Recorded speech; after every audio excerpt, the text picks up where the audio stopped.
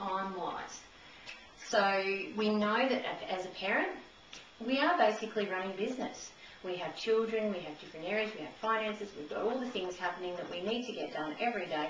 And a lot of the time we're multi-skilling. There's lots of different tasks in different areas that need to be achieved, right from doing the housework, cooking dinner, through possibly to working from home or working away from home, or bringing up little children or big children.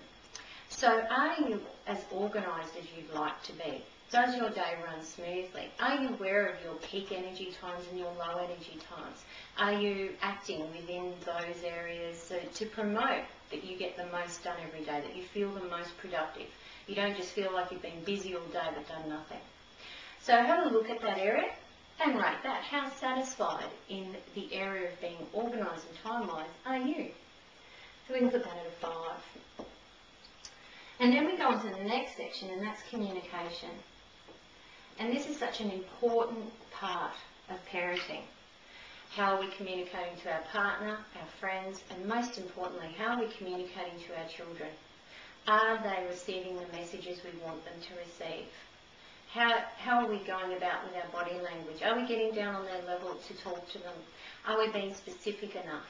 Are we instructing them, or are we working with them and showing them? So this area of communication, again, can mean different things to different people.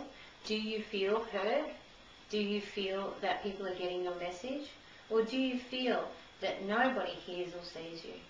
So how satisfied are you in the area of communicating overall? You can, again, like we did with children, break this down. So you might find your communication with your partner's fine and your friends are fine, but you don't seem to be getting the message to your children, or vice versa. So it's completely up to you how you do this. So for example's sake, let's put a 4 in there. And then we go on to career and work. Now, again, another important area, and you don't actually have to be working or in a career. However, how are you supporting yourself to be able to work and be a parent? Or if you're not working, are you taking that time off to include study or other learnings in that? Or are you being completely present with your children and your career or your work's on hold, hoping to get back to it at some stage? So you may be completely satisfied with being a stay-at-home mum. I know that there was times where I was. You may be dissatisfied with it. You may be completely satisfied with juggling work and home. You may be, again, satisfied or dissatisfied. So have a look at that area and what it means to you and rate that one. So we'll put that, say, 5 again. Okay, and then we go on to the next area, and that's knowledge and learning.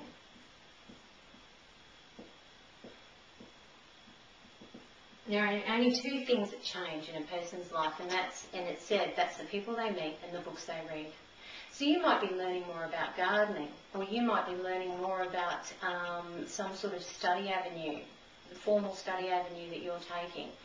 As long as you're passionate about it and it's something you're interested in, you might be learning loads about parenting. You might be learning about many different things. However, every day to live a more fulfilled life, it's important to remember to stop and learn, gather information. You might want to know more about social media. You might want to know more about what your children are doing and how best to help them. You might want to know more about how to take out time for yourself. What do you really enjoy? Learn about it. Okay? So it's an area that's often missed with parents because their whole focus is on everything else and their children learning. However, it's important for us to keep learning as well. Keep ticking that brain over, keep exercising that brain. So how satisfied are you in the area of knowledge and learning in your life right now? And you could put that at a 3, for example. Okay, and then we have our last one, and that's support, network and resources. So this is a little bit different from friends, because our support network could be people that we're getting assistance from, people we trust, mentors, coaches, it could be counsellors or guidance counsellors at the school, it could be teachers at the school. Also the resources, where are you getting your resources from? If you're looking for answers in your life, how do you get them? Where do you find the best place to get them? Is it the library? Is it books? Is it the internet? Is it our show like ours? So it's about knowing that you have a little box of resources and support people that you can call on if you've ever got any queries. This helps in two ways. Number one, it doesn't leave us feeling completely alone and like we're failing at something.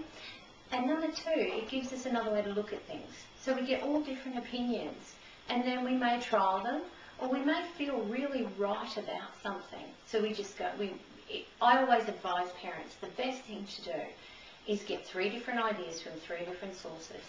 Put them all in an imaginary basket, shake them up, and pull out the one first that feels most right for you and give that a go. Because you'll know what's right for you and your family. So that's where resources and support networks come in. Where do you feel most supported? And where can you get the best information for you and your family when it's got to do with parenting? So, let's rate that at an 8. Okay, so as you see, we've filled in our wheel. And remember, it's not a balance wheel. But the next step from that is to look, number one, is to look at it and go, okay, well, I'm doing really great in the friends area, family time area, and my support network and resources. I feel really good about that. And that gives you time to breathe. I hear a lot of people say to me when they come and see me, I'll say to them, what benefit did you get out of today? And they'll say, I can breathe again. So that gives you room to breathe and feel more energised. Then you have a look and you go, okay, well, what are the main areas I feel least satisfied in? Let's start there. Let's make small changes, and we can get specific with that. So we have a look. We might pick extended family, and we might pick knowledge and learning. And we go, okay, they're 2 areas I'd really like to work on. You might even go, well, even though healthy lifestyles are 7, I really want to get that more because I know if I have more energy, some of these things may not be a problem anymore.